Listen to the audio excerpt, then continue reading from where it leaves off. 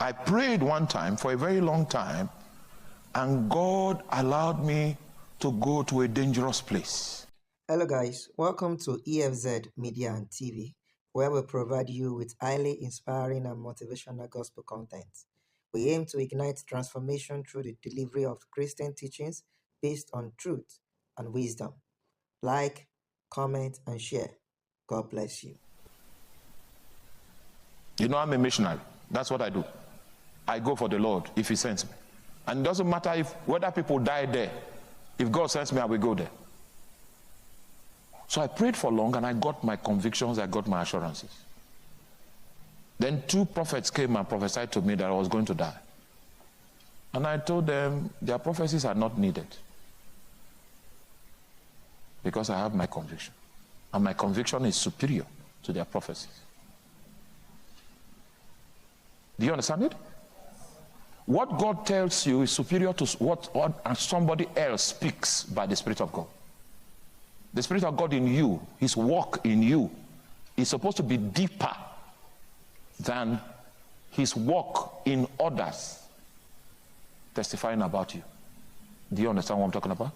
I cast those prophecies aside, and I went on that mission and came back. And I went and visited those people that brought those visions. I said, you people don't go deep enough. That's the reason why you say things that don't come to pass. That thing you received, that signal you received, was not to share as a prophecy. It was God that was engaging you as an intercessor to labor on a mission. You felt it was a reason for you to come and be telling stories. But I went deep enough to know the voice. And most of us don't go deep enough, so you are carried away by what you hear. I went deep enough.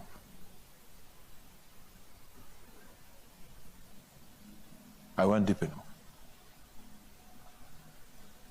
The woman tested the authenticity of the voice of man and found it to be faulty. And because of that, she began to doubt the voice of God. This her doubt of the voice of God was what opened the gate to the subtle one. Next verse. What was the response of the serpent? Ye shall not surely die. The subtle one have started with his subtlety. Now he understands the message. He knows what God is trying to do. He's building precepts into their lives that will preserve them from destruction, because humankind is an endangered species that can be destroyed. So he saw that God was building precepts into their everyday so that they will be delivered from the possibility of destruction. So it is the precept that Satan attacks. He now told them, it's not death the way you think. You will not surely die.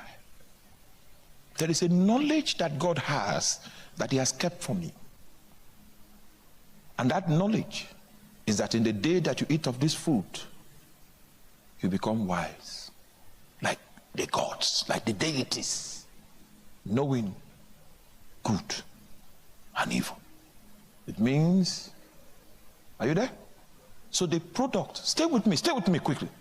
The product that Satan sold to them, that was his bait to provoke their desire, was a knowledge. Are you there? That was what Satan sold. That there was a knowledge that was under God's hand that he is protecting you from. But that knowledge is a knowledge of your enhancement. Can you see what he's selling to them is humanism? When you come into the full scope of humanism, because the doctrine of humanism is that you are the God you are looking for. There's no need for you to seek for God, because you are God all by yourself. So what you need to do now is to explore you. So that's where astral, meditation for astral travel and all those psychic powers. That's the root of it. And that's what Satan sold. He sold the possibility of a knowledge that was under God's hand. That the day you stumbled upon that knowledge, you will become like God. So the real object that Satan attacks are the precepts that God gives humankind for her preservation. Because Satan wants you to commit trespass, to go beyond the boundaries that God has set, because he knows that you can be manipulated in your decision-making process. Oh yeah, are you with me? Your decision-making process, that's the first platform of your manipulation. Decision-making process. The way we know someone that is laboring under a curse is that we check your decision-making process. How do you come about the choices that you make? If I can ask you two questions, I will know if your thoughts are independent or if there are demons that are manipulating you. Just 3 questions. Because Satan wants to manipulate your decision-making process. See, so what he did here was that he discredited the authority of the word of God. And the woman already had that tendency because of her experience. So he made the word of God to be trivial and then gave his own interpretation to the word of God. Such interpretation that will expose them to a journey of transgression. And transgression means going beyond the boundaries that God has set. Because when you go beyond the boundaries that God has set, grace can no longer cover you. You are vulnerable. That's your description. So the reason for precepts is to protect. The reason for precepts are guidelines. Just like when you buy a commodity in the marketplace, it comes with a manual. A manual that reveals how that product is supposed to be the potential of that product is supposed to be fully maximized. So precepts are guidelines from the manufacturer, designed to reveal how the product is supposed to function. And you must understand that man can be destroyed just in case he trivializes the guidelines. Are you there? Now, so number 1, Satan wants to be in charge of your decision-making processes. And that's why he says, ye shall not surely die. Did you get that? Number 2, Satan wants to be in charge of your actions. He wants to be the one that is responsible for your responses. Responses. Decision-making processes, responses. 3, Satan wants to be in charge of your choices. He wants to be responsible for the choices that you make. Decisions, choices, responses, or actions. If Satan can take over these 3 chambers of your existence, he will destroy you. So when we go into the nitty-gritty of precepts, you're going to see that there are guidelines to protect your decision-making processes, your choices, and your actions. Are you still with me? Okay. So Satan sold a product to them.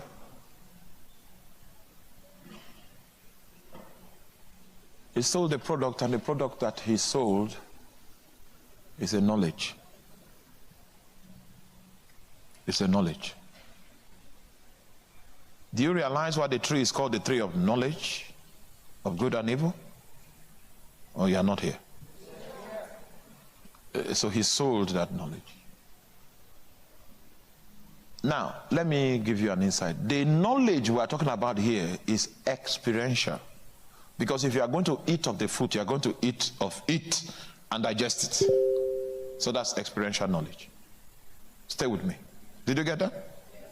Now, it is easier It is easier. Listen carefully. Listen carefully.